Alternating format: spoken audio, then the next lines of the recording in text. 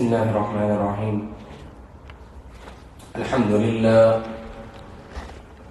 لله نحمده ونستعينه ونستغفره ونؤمن به ونتوكل عليه ونعوذ بالله من شرور أنفسنا ومن سيئات أعمالنا من يهده الله فلا مضل له ومن يضلل فلا هادي له ونشهد أن لا إله إلا الله ونشهد أن لا إله إلا الله ونشهد أن لا إله إلا الله ونشهد أن محمدا عبده ورسوله إن الله وملائكته يصلون على النبي يا أيها الذين آمنوا صلوا عليه وسلموا تسليما. نريد نشري together. اللهم صل على محمد وعلى آل محمد كما صليت على إبراهيم وعلى آل إبراهيم إنك حميد مجيد. اللهم بارك على محمد وعلى آل محمد كما باركت على إبراهيم وعلى آل إبراهيم إنك حميد مجيد.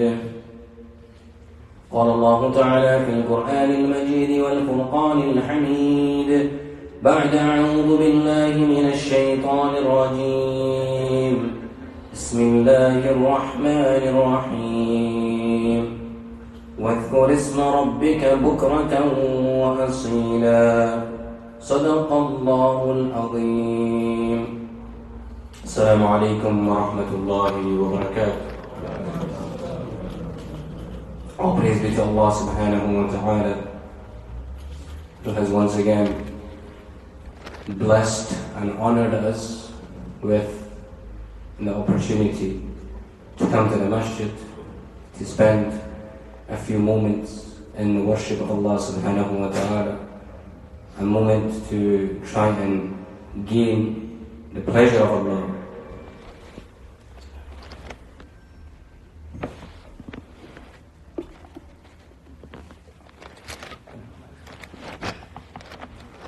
Allah subhanahu wa ta'ala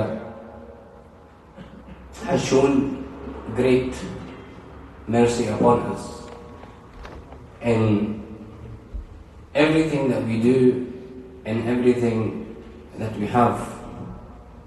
Reason being, Allah has chosen each and every one of us to be from amongst the followers of Nabi sallallahu alayhi wa sallam. A chance for us to be successful, and the majority of us, we were born on the kalima. We didn't have to go looking for anything. There are people in their many different ages who are still looking for a purpose of life and why are we here and what are we doing. We all got a head start and we are there. We know what we have to do, and alhamdulillah we are trying our best every day to try and get closer to Allah. We are here, Allah has called us to His house, so it is something to be happy about, to be hopeful about, that Allah is showing His mercy upon us. And the religion of Islam and all of the religions which Allah subhanahu wa ta'ala sent with His many different prophets were all for the same thing: to remember Allah subhanahu wa ta'ala, to try and build a connection and a bond with Allah subhanahu wa ta'ala. And we are trying. Yes, we are trying. Everyone is trying. You being here shows that you are trying. And we ask Allah subhanahu wa ta'ala to accept all of our efforts. Ameen. Yes? Yes? And to always have a positive outlook on everything that we do throughout our lives. To never feel in a negative way towards our deen. Why does it have to be like this, or why does it have to be like that? But instead, to think positively, to be thankful, to be grateful for having this beautiful deen in our life. And one way that we can connect and associate ourselves with Allah subhanahu wa ta'ala is with the remembrance of Allah subhanahu wa ta'ala. We all know of the word dhikr, and the word dhikr has been mentioned many times in the Quran, and there can be many different ways of translating that dhikr as well. But before that, we have to look at who we are. And Allah called us insan. Allah has called us insan, and the root letters of insan comes from nasiya, and insan is forgetful. Insan forgets. Sometimes we, when we go to the shop, forget to bring the milk, or we forget the bread, or something on the list was forgotten. Because we are insan. Because we are forgetful, we forget things, and we are weak, we are not perfect. So, this is why Allah subhanahu wa ta'ala has called us insan. Because insan needs reminders. And a reminder is something which is there for us to benefit us. That's why Allah says in the Quran, وَذَكِّرْ فَإِنَّ الذِّكْرَ تَنْفَعُ الْمُؤْمِنِينَ. And remind, because verily the reminder is beneficial for the believers. So each and every time something goes wrong or something happens, to always have an association of Allah subhanahu wa ta'ala. Throughout our daily life, everybody wants to become better. We all want to be the best Muslim that we can possibly be. We always want to try and have the awareness of Allah subhanahu wa ta'ala. We want to have that constant connection of Allah. The way that constant connection with Allah comes is by always trying to have some kind of awareness that Allah subhanahu wa ta'ala is watching me. Allah knows what I am doing. Allah can see what I am doing. What should I do whenever we are in any different situation?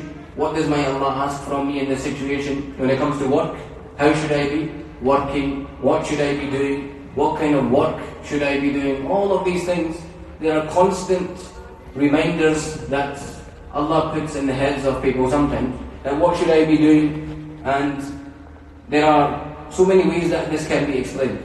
So there are 5 different connotations or ways that dhikr has been used in the Quran. Number 1 is when Allah subhanahu wa ta'ala wanted to send something new. So insan did not know about it. Allah subhanahu wa ta'ala sent a prophet, and he explained that, "O Prophet, this is what needs to be done, so go and teach it to your people." And this is something, of course, which nobody knew, and it would happen from the start. The second thing is that something which was there, but we may have forgotten that it was there. So this is where وَذَكِّرْ فَإِنَّ الذِّكْرَى تَنْفَعُ الْمُؤْمِنِينَ, it comes from there. So whatever the Sharia at the time was, a person he forgets that he needs to do that thing, and a reminder is given to him. So for example, sometimes a person has to be reminded that this is such and such a date. For example, the month has come for when you give your zakah, so you give your zakah. So we all we set reminders in our phone. We have a reminder in our phone that this, or we have alarms in our phone when we need to wake up. All of these things, so it's a reminder, because the insan needs these reminders to help each other out.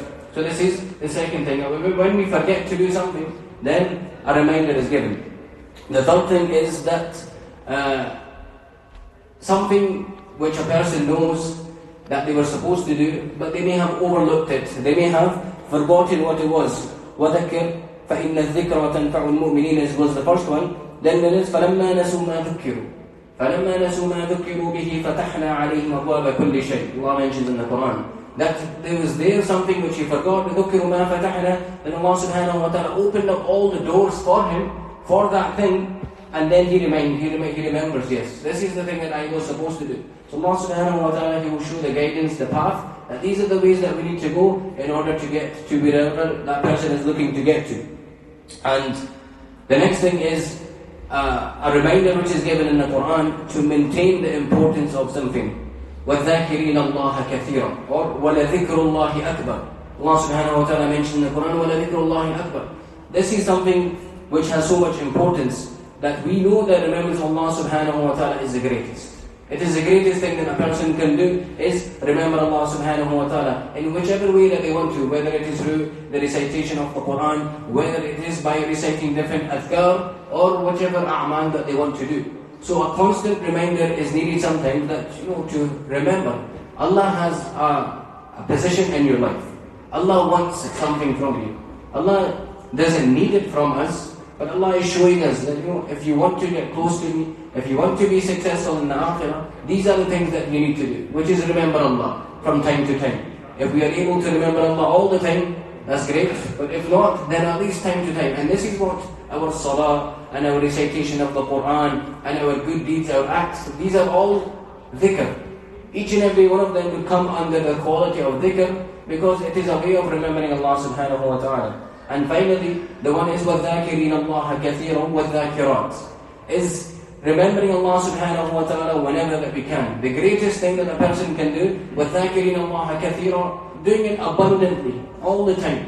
And وَالذَّاكِرَاتِ is mentioned for the females as well, feminine, that it is an obligation upon males and females both to always remember Allah subhanahu wa ta'ala. أَعَدَّ اللَّهُ لَهُمْ مَغْفِرَةً, Allah will prepare for them maghfirah, forgiveness. Forgiveness is there for those who always turn to Allah subhanahu wa ta'ala and remember Him. أَعَدَّ اللَّهُ لَهُمْ مَغْفِرَةً وَأَجْرًا عَظِيمًا, and there will be a great reward for the people who remember Allah subhanahu wa ta'ala. Now, a small example, ways that we can remember Allah subhanahu wa ta'ala in our daily life.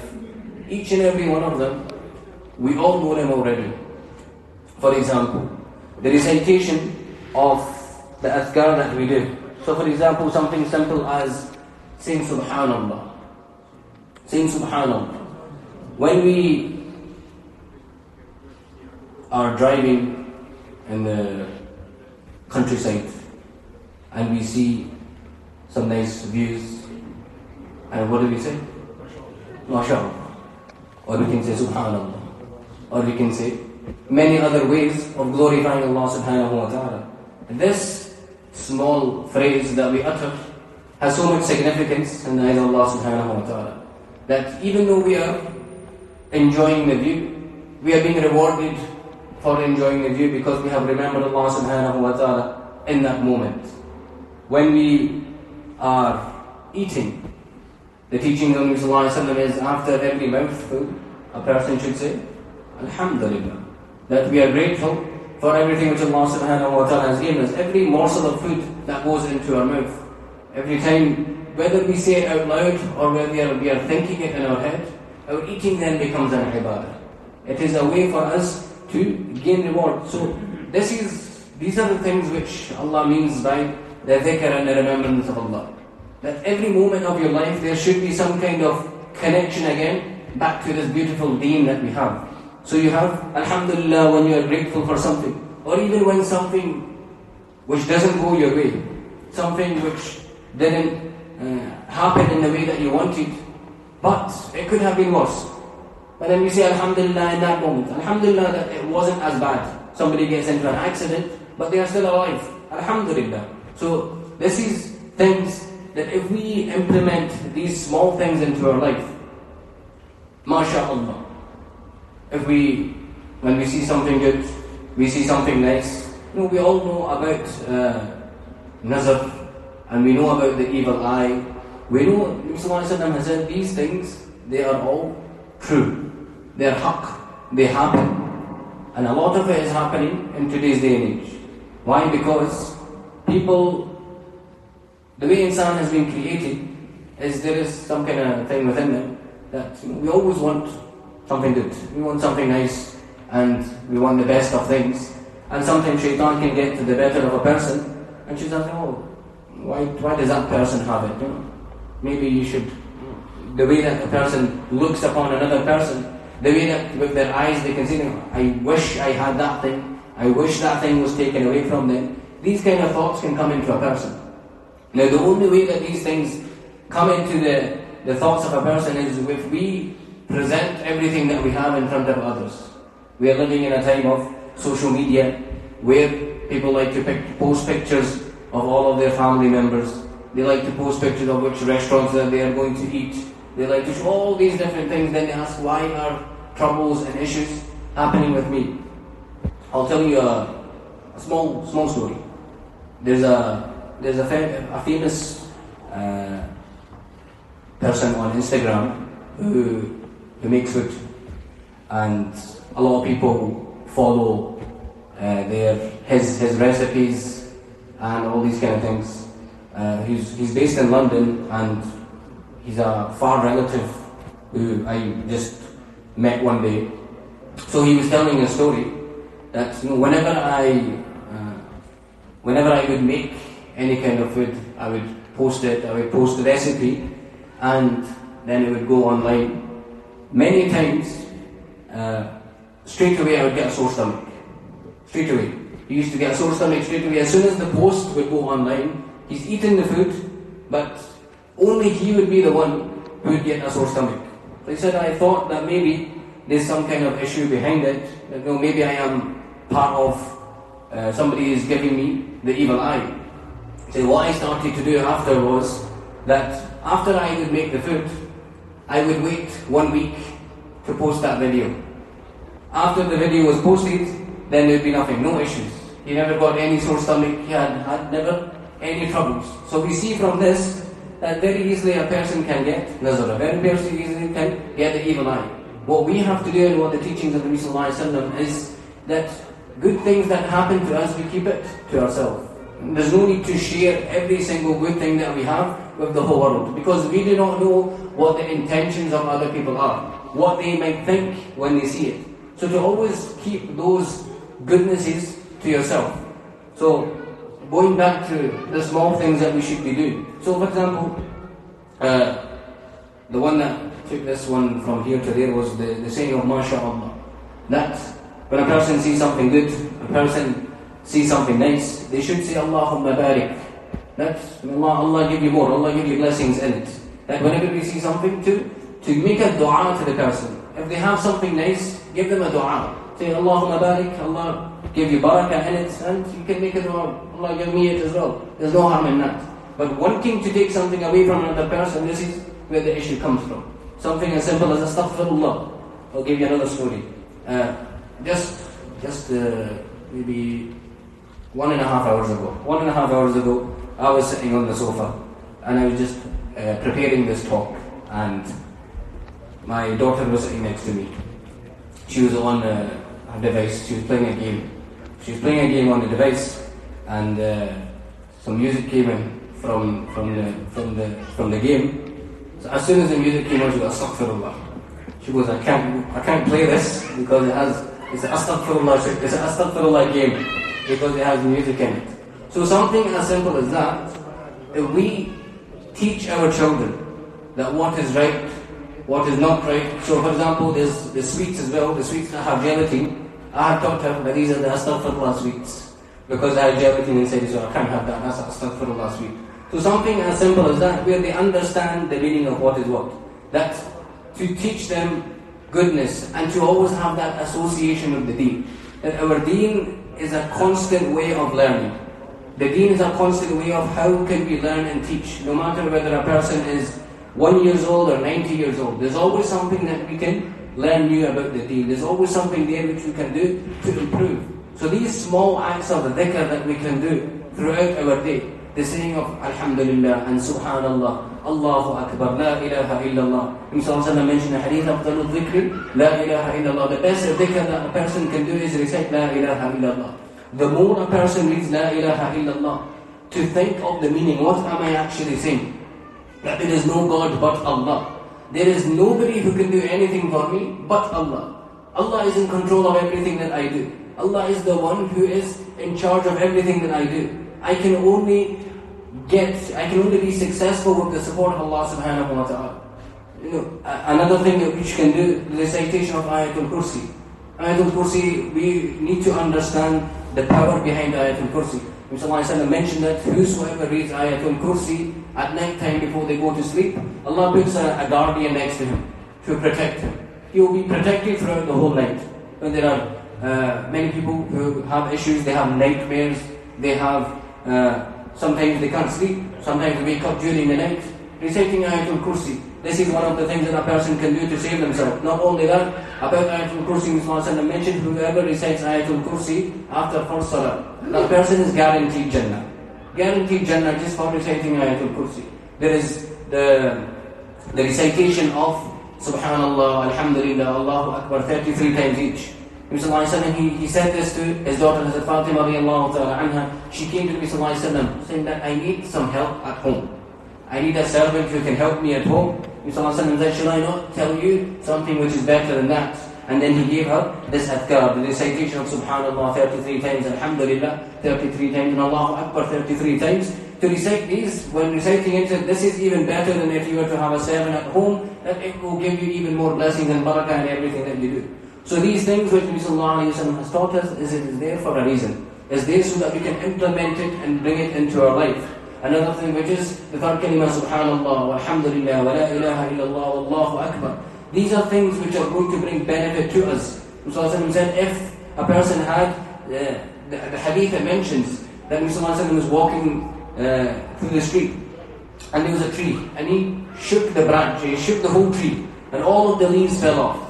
And he said, whoever recites this, Subhanallah, Walhamdulillah, wa la ilaha illallah, Wallahu Akbar, all of his sins will fall off this tree the way that these leaves have fallen off the tree. So these are all things that we know. These are things that we can do very easily. We are able to do. So the thing is, what is stopping us from doing it? We need to make sure that these easy ways that we have of gaining a reward, we try our best to bring them into our life. Can we do that? Inshallah, yes. May Allah give us the ability and the tawfiq to bring each and every one of these actions into our life. May Allah give us the tawfiq to act upon all of these things. Ameen wa akhiru da'wana alhamdulillahi rabbil alameen.